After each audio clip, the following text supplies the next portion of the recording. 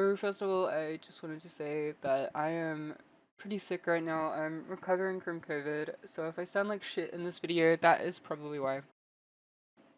So here's some quick pros and cons for the deck.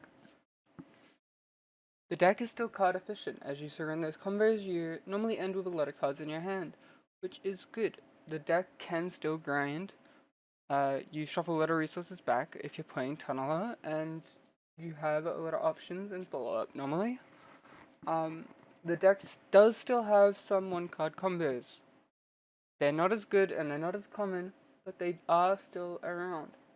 The deck has some two-card combos which can do some interesting and strong stuff, but I have not messed around too much with it, but obviously they exist.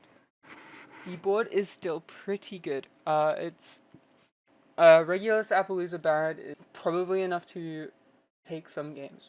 But there is now more extra deck space, so that is a slight upside.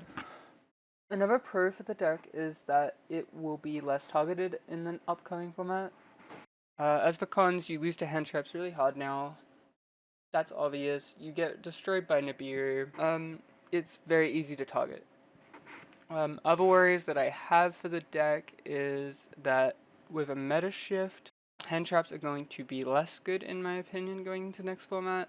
With board breakers on the rise, this deck likes to fill the deck with hand traps. It likes to draw cards and draw into hand traps, so that can be a problem.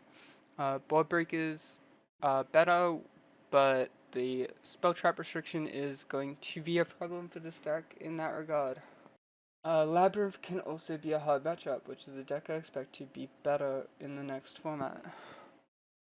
One final con I have for the deck going into the next format is that if you were to play a list similar to this one where there's a lot less hand traps and more board breaker type monsters, you may have issues where you have 6 cards in hand, but none of them are really doing anything, or maybe you have like one hand trap.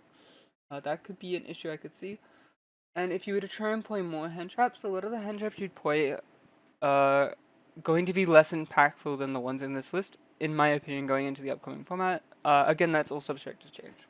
So my closing thoughts on the deck for this video are going to be that it is not going to be good enough to compete in the upcoming metagame.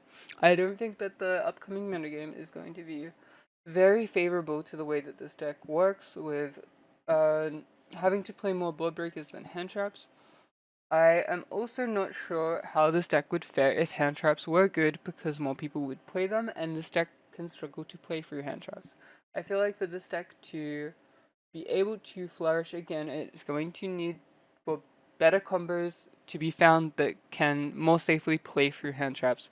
Currently, those are not known, so as of this video, I am going to say that I will probably not continue playing Superheavy Samurai in the next format. It does not look to be in the best spot.